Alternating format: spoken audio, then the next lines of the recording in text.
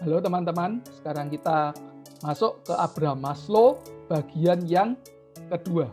Ya, tadi di bagian pertama kita sudah belajar ada 5 kebutuhan, ya, dan terkenal dengan istilahnya hierarki kebutuhan Maslow. Ya, ada apa saja? Ada fisiologis, ada rasa aman, kemudian ada rasa cinta dan keberadaan, kemudian di atasnya ada penghargaan, dan yang paling tinggi aktualisasi diri. Nah, di bagian kedua ini kita akan bicara tentang aktualisasi diri. Di mana menurut Maslow, ya, meskipun individu itu sudah terpenuhi kebutuhan sampai esteem, sampai penghargaan, namun tidak semua individu itu memunculkan kebutuhan sampai ke aktualisasi diri. Jadi kalau sampai ke aktualisasi diri itu tidak semudah itulah. Itu ada taraf yang paling tinggi, dan itu ada apa ya namanya ya, ada persyaratan yang lebih berat untuk masuk ke aktualisasi diri menurut Maslow. Dan menurut Maslow, seorang itu akan muncul kebutuhan aktualisasi diri itu nggak cukup kalau dia sudah terpenuhi rasa penghargaan atau harga diri, tapi harus punya nilai-nilai B. B ini artinya being, menjadi being. Ya. Nah, nilai-nilai B ini muncul dari kebutuhan estetis dan kognitif. Ini kalau yang punya bukunya Alvisol, Alvisol ini lebih jelas, teman-teman bisa baca di bukunya Alvisol ini. Kebutuhan meta atau kebutuhan estetis atau kognitif atau nilai B itu ada macam-macam. Di sini ada 17, nanti dibaca sendiri begitu ya. Dan ada keanggunan, bersemangat, keunikan, main-main, kesederhanaan dan sebagainya, sampai keharusan, kebulatan, kebenaran ya. Nah, disinilah nilai-nilai yang harus dimiliki oleh orang-orang yang mau sampai ke level aktualisasi diri. Nah, semakin banyak nilai-nilai yang terpenuhi, nah, semakin tinggi nanti pemenuhan aktualisasi dirinya, bisa mendekati 100% tadi ya. Tadi kalau yang tadi di survei Maslow kan kebanyakan masih 10% gitu ya. Nah, tapi semakin dipenuhi nilai-nilainya ya akan semakin tinggi aktualisasi diri. Nah, kemudian Maslow ini mensurvei orang-orang yang sudah terpenuhi paling nggak sekitar 10% aktualisasi diri, itu karakternya atau ciri-cirinya seperti apa. Ada 15 karakteristik individu yang mengaktualisasikan diri menurut Maslow. Yang pertama, dia punya persepsi yang lebih efisien akan kenyataan. Artinya orang-orang seperti ini tuh kalau dia mandang kenyataan itu nggak muter-muter gitu. Dan efisien artinya dia bisa tepat sasaran, tepat guna, efektif, efisien, nggak muter-muter, nggak boros, gitu ya. Orang-orang seperti ini dia tuh cukup peka, yang sudah bisa aktualisasi, cukup peka untuk bisa membedakan mana yang hoax, mana yang real. Dia cukup peka untuk bisa membedakan orang ini pura-pura sama-sama, pura-pura dengan saya, atau dia ini orang yang tulus. Itu dia bisa membedakan.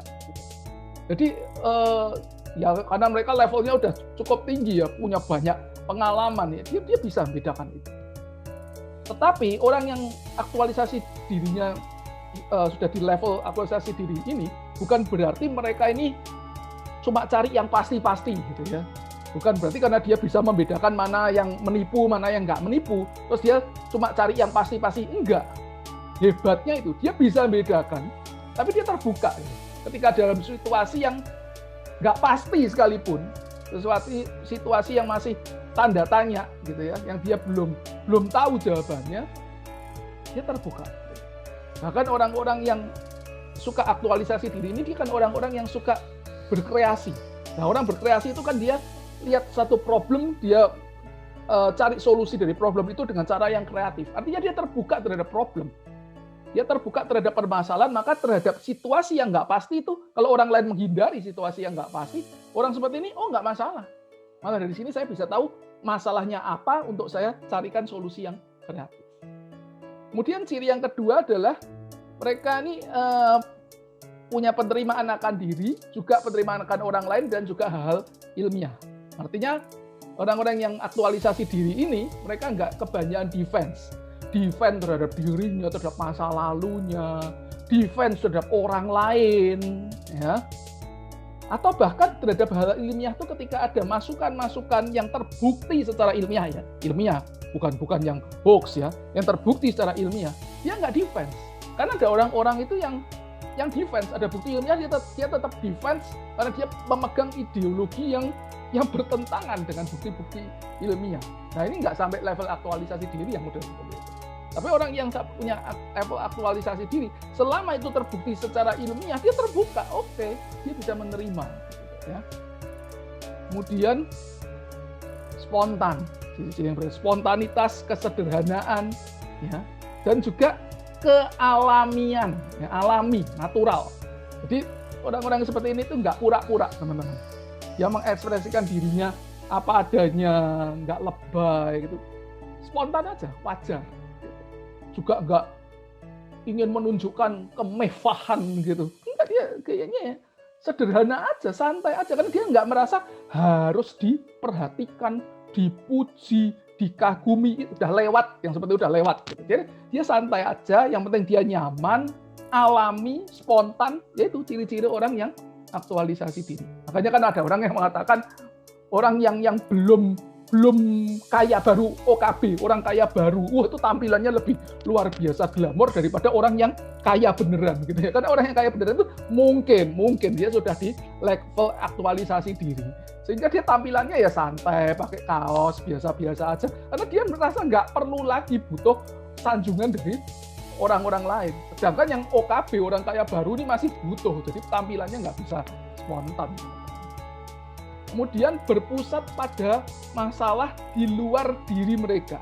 Orang yang aktualisasi diri, mereka tuh nggak muter-muter ke masalah self, nggak terus apalagi egosentris mikirin diri sendiri. Tapi dia peduli pada masalah-masalah yang ada di sekitar, lingkungan, masyarakat. Itu dia anggap itu adalah masalah-masalah yang penting, ya, yang penting, dan dia nanti akan coba carikan ide-ide solusi yang kreatif. Jadi nggak mikirin diri sendiri.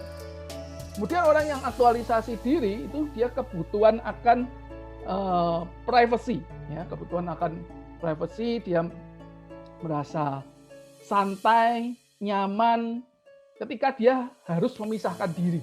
Ya. Beberapa orang beranggapan orang aktualisasi diri ini agak aneh, gitu, kok suka menyendiri, kayak nggak mau bersosialisasi. Padahal bagi mereka itu mereka fine-fine aja.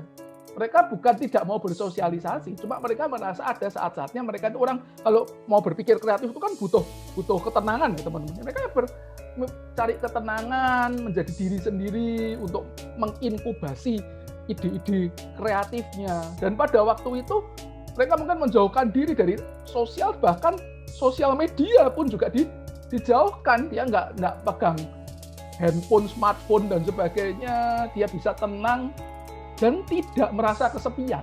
Di masa-masa itu dia nggak merasa kesepian. Mungkin bagi orang lain aneh, tapi bagi orang aktualisasi sendiri itu biasa. Gitu. Dia bisa menikmati kesendirian masa-masa privasinya itu tanpa merasa kesepian. Jadi nggak FOMO, ya, fear of missing out, sedikit-sedikit ngecek status, update, atau berapa yang like dan sebagainya gitu. Karena dia enjoy aja ketika dia merenung atau membuat karya sesuatu gitu, dia menikmati tanpa harus sedikit-sedikit lihat apa yang orang lain katakan. Enggak. Kemudian ciri yang lain adalah mandiri menurut Maslow, ya. Enggak bergantung pada orang lain, tidak khawatir terhadap kritik dan tidak tergerak oleh pujian. Benar-benar mandiri ya, dia ngerjakan sendiri gitu ya, enggak gantung orang lain. Terus orang mau ngeritik kerjaannya dia santai aja. Dia tetap jalan, tetap kerjakan. Nggak ada yang memuji juga nggak ada masalah, tetap dia kerjakan. Kemudian penghargaan yang selalu baru. Menghargai dan mensyukuri apa yang dijumpai sehari-hari. Nggak banyak mengeluh, gitu ya.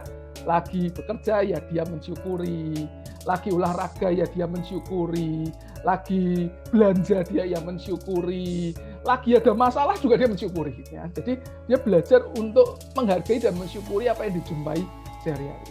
Nah, kalau kita lihat kan cukup banyak ya orang yang update status, foto lagi makan di emperan bersama keluarga, kemudian dibuat statusnya tulisannya apa?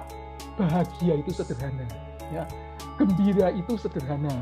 Nanti dia lagi kemana mancing sama teman-temannya, kemudian ditulis lagi bahagia itu sederhana, ya, gembira itu mudah, ya.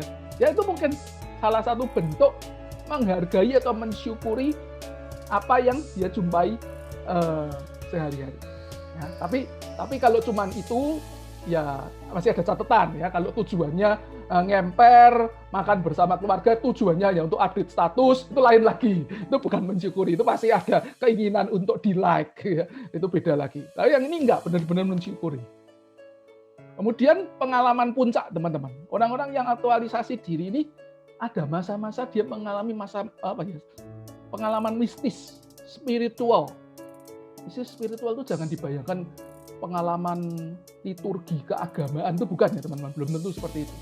Tetapi misalnya baru jalan-jalan, melihat ada pelangi, atau baru duduk-duduk, melihat ada pemandangan yang sangat indah, ya. Atau mungkin baru dalam situasi keramaian, tapi waktu itu bisa mendapat satu hikmat, wah ternyata keramaian seperti ini ternyata juga sesuatu yang indah.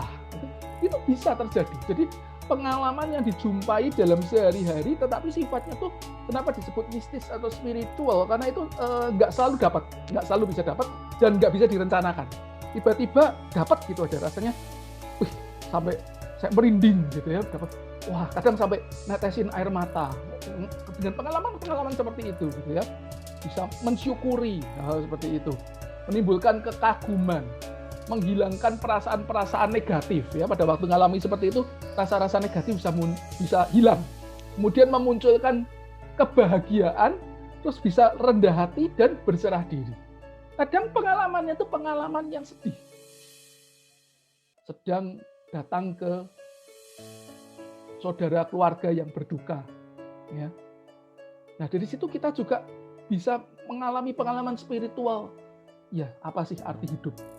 Hidup ini cuma, ada orang ngomong mampir minum, ya, mampir ngombe kalau orang Jawa ngomong, cuma mampir minum, cuma singkat hidup ini. Buat apa kita hidup yang singkat ini diisi dengan keruwetan terhadap diri sendiri?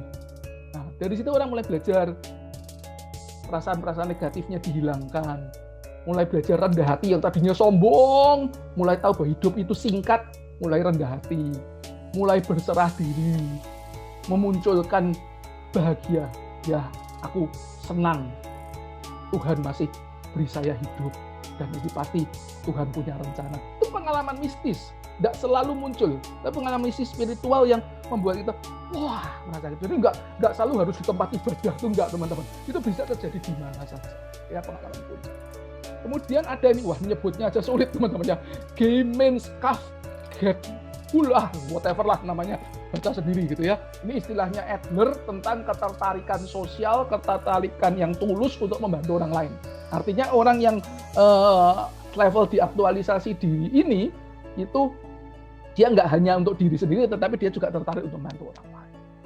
Kemudian juga ada hubungan interpersonal yang kuat, karena orang yang dia mulai tertarik orang lain, dia mulai jalin relasi. Nah dia biasanya jalin relasi itu yang paling bagus, yang berkualitas nih, hanya dengan beberapa orang yang dewasa dan sehat secara psikologis. Memang orang-orang aktualisasi diri kan dia bisa beda ini, orang yang tulus atau orang yang bohong itu dia bisa bedain. Jadi cari yang tulus gitu. Dia cari yang tulus, dia berteman gitu. Tapi bukan berarti terus dia tuh mengabaikan orang yang bohong, orang yang tidak sehat secara psikologis, enggak. Dia tetap bisa empati. Tapi untuk jalin relasi yang berkualitas ya milih kan, ya milih dia cari yang sehat gitu. Kemudian biasanya mereka juga memiliki struktur karakter yang demokratis. Ya, model-model kayak gini ini dia ramah, ya, kemudian perhatian, dan dapat belajar dari siapa saja tanpa memandang jenis kelamin, suku, agama, kelas sosial, demokratis. Ya. Karena tadi pemikirannya terbuka, maka dia bisa belajar dari siapapun. Kemudian diskriminasi antara cara dan tujuan.